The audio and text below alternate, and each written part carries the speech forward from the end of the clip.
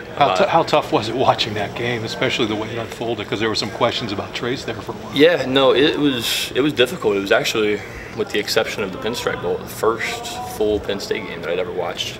The exception of my official visit too. So it was different. It was the first time I didn't travel, I guess, being here. So it was a different dynamic, but I did get to spend a lot more time with my family at home. I was able to be home for Christmas, which was new. I usually had to drive back to State College for Christmas.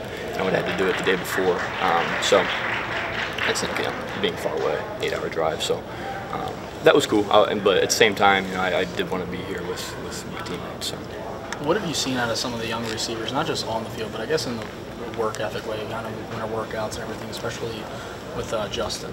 I mean, you can look at Justin, and he's a very physically gifted individual. I mean, he's very big, strong, fast, has all the tools, and that was why he was as highly recruited as he was. And so I think, not just Justin, but all the receivers have really taken ownership of, I guess, being able to step in and work and do the little things, and we've been harping on the little things at every position. So, little things such as catching as many jugs as you can in a day, or hitting up the quarterbacks, throwing them the ball, things like that. And so, I think they've all done a really good job, especially Justin. How hard is it to watch for 3 years?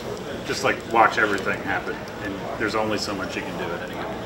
I think it was. Obviously, it was, I guess, not what I pictured myself doing when I signed here.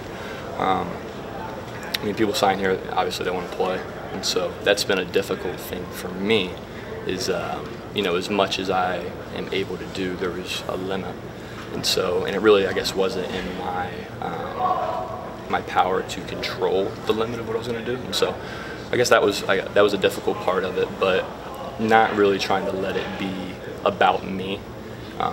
And try to make the team first and do whatever I could for the team was probably, I guess, the biggest thing that I learned, and it really helped me grow. So, is this the hardest amount of watching you've had to do, though? Because you've finally gotten to this moment, and now you've still got to watch.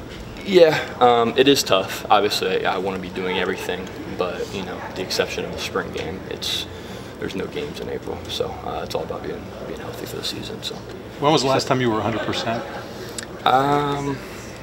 Like I said, I feel really good right now, but it's a lot of limitation, I would say, just to make sure that the thing's done with. But when was the last time you actually felt like you were 100%? Was it last year sometime? Because Coach Franklin indicated that you were struggling last year with some things physically, or was it last a spring ago? Or? I was starting to get back into the swing of things in the season. Okay. And then had a minor setback in the middle of the season, and kind of just continued to get worse. So.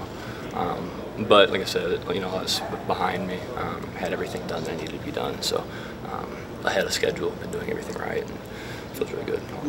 Looking ahead then, what steps do you have to take between now and summer camp? Obviously, the more you're able to do, the more steps you can take, but what are some of the things on your checklist at this point? Obviously, being able to be full go is the main main goal.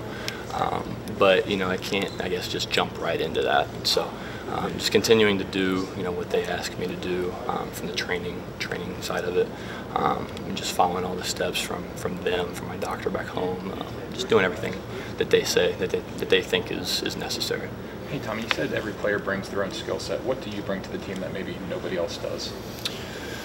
I think that it's a good question. I mean, I don't want to sit here and I guess make it I don't really know the word for it. I don't want to talk too highly of myself, I guess. It's never really been my thing. But I think that, my athleticism and my ability to bring other things to the table in the past could help me in the future. It's given me a way to get into games. It's given me a way to, get game reps, and not just at the quarterback position. So, it's going to help me when I run the football. It's also going to help me when I throw the football, just based off of seeing how guys cover you. And so I'm excited. I'm excited to play the position that I was committed here for.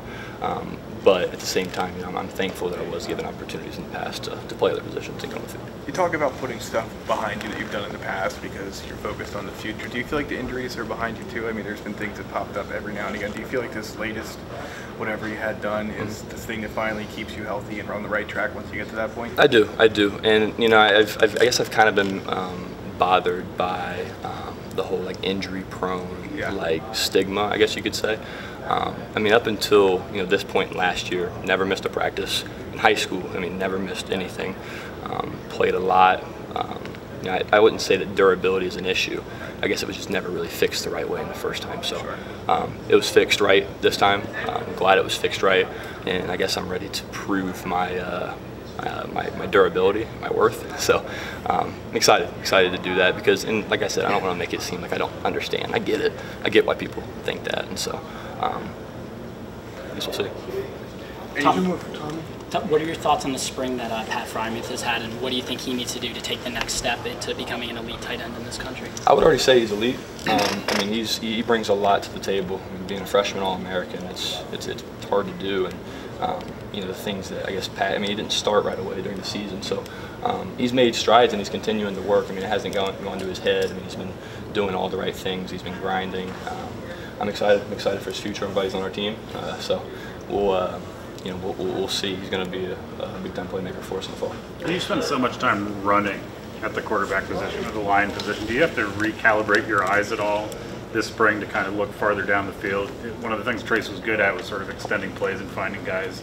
Is there sort of a relearning process, even though you've taken all those quarterback reps, to kind of like get your head in that space again? Yeah, that's another thing that I guess I would say is that, maybe I was limited on Saturdays as far as what I was going to do throwing the football. I mean, I couldn't really control what plays were being called as far as in what way I was going to be used until the games were out of hand, and at that point too, it's almost like we're running the clock out too. So, but I understand.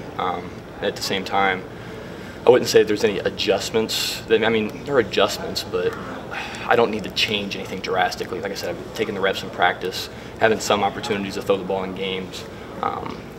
It's just going to continue to learn and grow, because obviously there's really no ceiling on the quarterback position, and so just got to continue to do what I can as good as I can, and all in all, just do my job. Thank you. Thanks, Tommy. Thank you.